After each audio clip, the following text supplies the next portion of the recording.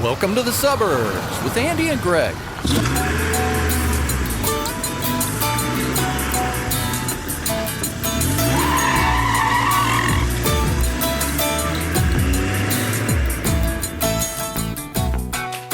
There's two events on our honeymoon that I can tell you about. The only two G-rated parts of the honeymoon? Yeah. I think we were driving from Haleakala back to the hotel, and we hadn't had breakfast yet. And so we're driving along, and Jennifer begins to get hangry. Oh, nice. Yeah, Grace gets that way. We need to get a snack. I have learned in a short period of time that she does not eat any meats, just chicken. Mm-hmm. So we see a convenience store, and we pull in. Does she eat tofurkey? Fake turkey? No. Yeah. No, none of that wannabe anything. So it's just chicken. Chicken. Usually plain. So we pull into this convenience store, and she is looking for a snack. I figure, some chips and a soda or something. No, she grabs chicken-flavored chips. She grabs beef jerky. Peppered. Chicken biscuit crackers. No. Does that ever work? Would she eat those? But my mind is blown in the moment over beef jerky, peppered beef jerky. She doesn't eat meat of any kind, but peppered beef jerky makes the cut. What have you learned about your spouse on your honeymoon? That was one of them. And she just chowed down on it? Oh, she loved it. And it's always the most expensive, the better, because you can't get cheap beef jerky. She's not going to snap into a Slim Jim? No, she will not. One of our other adventures on our honeymoon was we went on a canoe rainforest to a waterfall lunch kind of thing. It was very cool. Is that what the Slim Jim was for? No. Was it because she thought you guys might get lost like Gilligan's Island and you needed supplies? 3-hour tour. Kind of like the submarine. It was going to be a 3-hour tour, but you need to pack for life.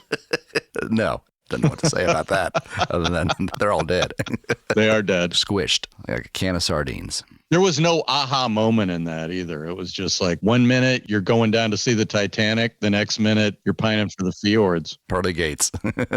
Wait a minute. Did I miss part of this tour? I missed the whole Titanic part of this tour. The disclaimer that says you may die. Sign here. Death is imminent. Nobody even reads that. They just checked the box. Yeah, whatever. Sign. Yeah. If you want to go, you're going to sign. So we go on this excursion. It started out with a canoe ride into the rainforest, then attacked by natives. It cost extra. Pounced on by a puma. So we were in the bus heading to the drop-off point. Jennifer and I had read all the instructions, which were, you wear shoes that you can get wet, and you want to have a waterproof bag, and you want to have all these particular things to be prepared. Malaria shot. There's this other couple that was on the bus, also probably newlyweds, and this girl is in high heels. And a bikini. Yeah, and smoking. Oh, right. And so we're thinking, okay, this chick has clearly not read the instructions. And they began arguing about something, even on the bus. The entire trip, she was just complaining, and she just, I don't think, knew what she was getting in for. And at one point, she took off these high heel shoes she had, and I think the guide actually gave her his flip-flops. Because he wanted to wear the heels? No, he was a they-them pronoun guy? He was just tired of her complaining. A couple times he had to carry her through the water, she bugs and the guide or the guide. Wow. So what's the groom doing at this point? I'm not carrying her. He was probably just shaking his head thinking, what have I gotten myself into? Oh, yeah. He's calling an attorney at the time. He's busy on the phone. The guide's telling her, please don't smoke. No smoking in the forest. My cigarettes are wet. He had to be there. Oh, I've been there. This is one catastrophe after another. And we made it to the waterfall and had a nice lunch and headed back. But just this couple that was clearly not prepared for being married to each other and that trip. I'm not sure they made it. Back or period? Period in life. The guide buried him under a boulder. Drown her by the waterfall. Pushed her off the cliff at the waterfall. Let's go up and look at this waterfall from the top. It's a beautiful view. Was it like some romantic named waterfall? I don't even remember the name of the waterfall. It was beautiful, though. Jerky Falls. Beef Jerky Falls. That forest that we went to, not tropical, like the one that you were just talking about, I look up And on the shore, on the other side of the lake from us, is a conservation officer, and he points to us and pulls us over on the shore. It's like the weirdest thing ever. I mean, the guy is like way over there, but you can tell you're the one that he's pointing to. Come here. You've been singled out. Come to me. Yes. So we paddle over there, and he wants to check our licenses, which I was totally compliant, as I always think that I am.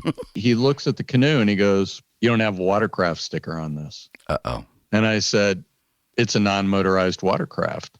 We don't have to have stickers on non-motorized watercraft." "Well, you do now." Starting this minute. "What are you talking about?" "Yeah, they changed that law this year, and you have to have a sticker for a non-motorized watercraft." "Are you kidding me? How are we supposed to know that?" Not my problem. "It's a law, and so I'm going to write you a ticket." I'm like, "Are you kidding me?" I mean, how many decades was a canoe okay? You didn't have to register it. Now you have to have a sticker, and you're giving me a ticket. If you leave the water now and you drive to a place where you can get a non-motorized watercraft sticker and you fax me the receipt, I'll tear up the ticket. Back to the facts. And it's like, it's the weekend. I said, "Where are we supposed to go to get one of these stickers?" The tire barn? And he said, "A state park." "Really? They sell them at state parks?" "Yes." "Okay, can you help me out and tell me where the closest state park is?"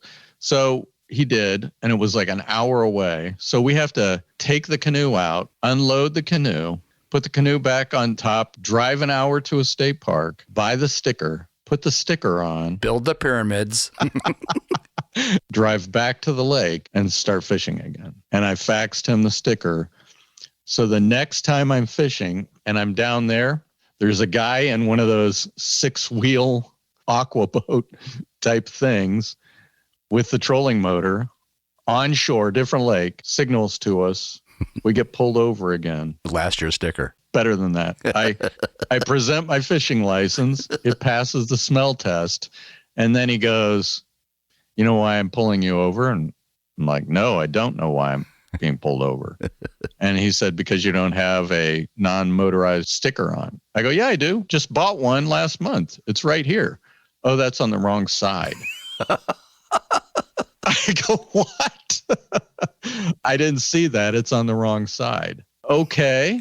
And he goes, "So next year when you put your sticker on, you need to tear that one off and put the sticker on the other side." "Okay. Do I have to fax you a picture that I've done that?" Boy, you're pushing my buttons. "Oh, yeah, I want to push a button." Someone like you who knows most everything about things on the water, seem like you have been snake bit more than once. My grandmother had a deck boat. It was spring. I had just put the pier in, took delivery of the boat, and I was driving it. I just took off. Let me guess, it sank. And so I'm on the other side of the lake, and it's all state park there, and I get pulled over. The guy goes, "Proper flotation devices." Was Pamela Anderson on board? The way they usually do it is there's like a key fob thing, and there's a compartment in the key fob. You kind of unscrew the key fob, and the registration is in it. Waterproof. Yeah. And so I do that, and there is no registration in there. Wah, wah, wah, wah. I said, "I'm just shaking out the boat." He said, "Well, I think it's your boat." I said, "It's registered to Doris Parson. It's not my boat. But I'm the guy that's making sure that we can use it for the summer, that it's not my boat." He goes, "Okay, well, I'm going to have to write you a ticket." So he whips out the ticket book and then pats on his pocket and looks at me, and he goes, "You don't happen to have a pen, do you?" Oh, no, I don't. I said, "I'm fresh out of pens. I do not have a pen." And I didn't really tear into the boat to look to see if there was a pen. I just assumed there wasn't because I didn't have one on my person. I said, "No, I don't have a pen." And he goes, "Okay, let this be a warning to you. You need to put the registration in this boat. And always have a pen. And always have a pen." Exactly right. So I got out of that ticket. That's one of the rare non-faxing get out of the ticket moments. Does everybody that owns a boat and spends time on water always being chased down by the DNR? Or is it just you? I'd say 9 times out of 10, it's going to be most fishermen. It can be a Saturday on the water where it's mayhem. I mean, there are dads pulling kids on tubes and they're half paying attention and they're trying to flip the kids off the tube.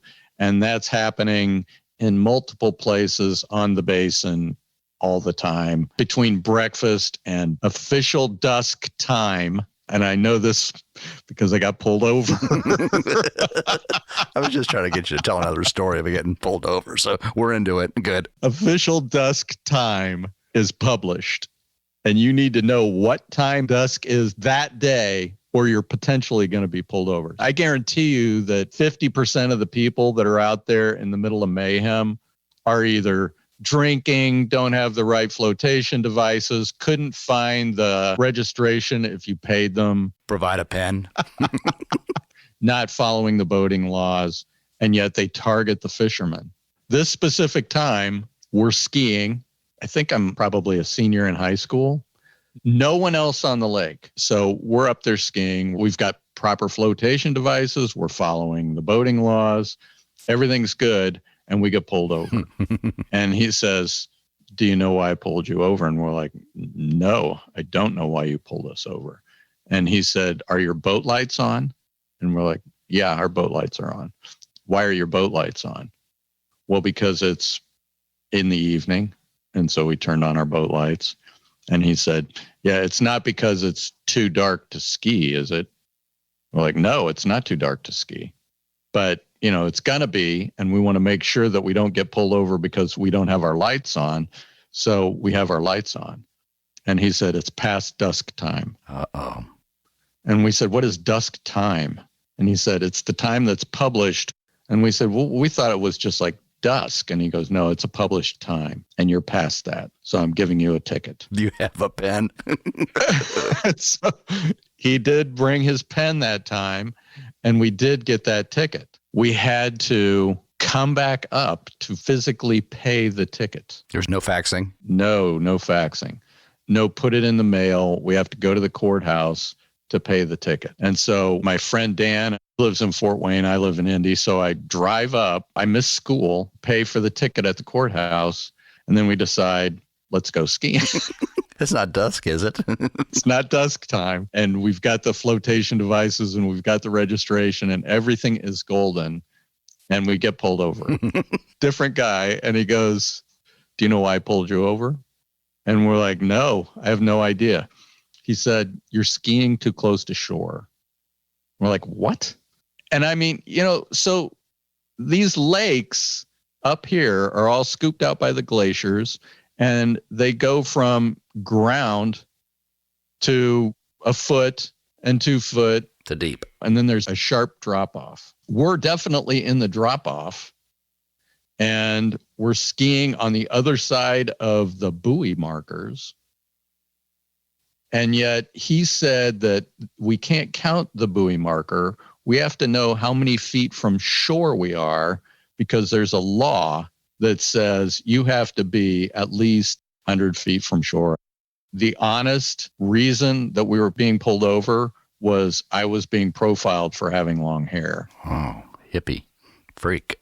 I had long hair and they thought they could find something in the boat to give us a bigger ticket than anything else. And his method for pulling us over was to find a violation to just like throw at us and then look for the pot or whatever it is that he thought that we had. But I think I was being profiled. So if you had to guess, how many times do you think you stopped by the DNR on a lake? 100? Oh my gosh. 20. 20 times. We were on a pontoon boat at night with our lights on and my girls would go, could we go for a late night boat ride? I go, yeah, we can do that. So my nieces and my kids, and I'm the adult. Says who? And so we're going for a late night boat ride and we get pulled over. I've got all the flotation devices. I've got the registration. Lights are on. Lights are on. Carly and my niece Kara immediately start crying. And they don't know why they think I'm going to jail, but they think I'm going to jail because I got pulled over. She's never been in a situation where the law has pulled me over. And you say to them, girls, it is no big deal. It happens to me all the time. Now listen, if they pull over, start crying. They were crying so hard and so loud, it annoyed the DNR guys, and they told them to stop crying. Or else I'm going to give you a ticket for crying. Yeah, noise ordinance. Did you realize that you're crying too loud after dusk? Too close to shore. With the lights on and no pen. The reason that they pulled me over was the girls had their feet in the water. I'm not even kidding you. I mean, I was barely going forward. It was a slow boat ride. 1 mile an hour. Definitely less than 10. 10 is the limit at night. So the lake at the time, when we were at high school age, at the northern end of the lake was a girls' camp. The girls' camp, when it was in session, the days were governed by this iron bell. And you could hear the iron bell chime, and that meant time to get up. The iron bell would chime again, time for breakfast. The iron bell would chime again, and then they'd go ride horses or go canoeing or go skiing or go sailing or do archery. And throughout the whole day, at random times, you'd hear that iron bell chime. So we were told by adults that if the guy that owned the girls' camp saw you sneaking into the camp at night, he would shoot you with rock salt that was like packed into a shotgun. Ouch. That was the urban legend. At our age, we thought, let's do it. Well, there's a camp of girls over there. We need to figure out how to not get shot with the rock salt. And get to the girls' camp. And get to the girls. This is like a military beach landing. There's this sunken island out from the girls' camp. And so we took the ski boat and towed a rowboat and anchored the ski boat at the sunken island, climbed in the rowboat, rowed to shore, went sneaking up to the cabins and looked in the window to figure out which cabins were the ones with the girls that were our age. Never found that cabin. And we would like knock on the window, and then they'd scream, and then we'd go running down and row to the ski boat. One time we just decided, let's go to the beach and see if there are any girls, like counselors from the girls' camp at the beach. And we went to the beach, and lo and behold, they get 2 days off a week. We find these girls' camp counselors and invite them to go skiing, and they say yes. And so my junior and senior years in high school, we had a coming of age movie up here both summers. We met the counselors. They liked us. We liked them. And we would hang. They would come over and we'd cook dinner for them, or we would go out on a date. Get a ticket. All the awesome other things that happened. And it happened my junior and senior year up here. So this was like Meatballs and Meatballs 2. Meatballs was about camp counselors. Oh, okay. Bill Murray, I think, was in the first one, and then maybe Brian Doyle in the second one. Oh, wow. So it was a lower budget film. Right. He couldn't get Bill. They get his brother. He'll do anything for $100. Kind of like Jim Belushi and John Belushi. Or Gallagher and Gallagher 2. So when Gallagher died, Gallagher 2, he went up one notch. It's like a tribute band, a comedian tribute band. It is. Can't think of any other comedian tribute bands are. George Carlin too. I don't know. I know that when I was at Crackers and he was the headliner, the people that came were mad because he didn't have the stage presence that his brother had. For those of you listening and not playing along with the crib notes, Gallagher sold his act to his brother, and his brother did his act, but he did it as Gallagher 2. And that was the only part of the marketing strategy. They didn't explain this is Gallagher's brother in the marketing. There was busloads of people from like Muncie or surrounding communities that came to Crackers to see Gallagher 2. And then it's just like he didn't have the stage presence to deliver. It was almost like a guy who had tricks that was showing you the tricks as a sales rep or something. It wasn't the same stage presence. This is how it's supposed to go. Yeah, this is how it's supposed to go, but I don't have the charisma. You could just show a movie of his brother. Could have done that. People were mad at the end of the show that, hey, this wasn't really Gallagher. And the guy, Jim Schliebner, that owned the club at the time, he's like, no, it's Gallagher too. It's not. It's Gallagher's brother. That's not what we paid for. Well, yes, it is what you paid for. It's absolutely what you paid for. Do you know how much it would have cost to actually get Gallagher? Can't afford him. That's insane. You out of your minds. Hi, this is Andy. If you enjoyed listening to our podcast, please be sure to subscribe and share. Remember, laughter is contagious. Help us spread it by telling a friend.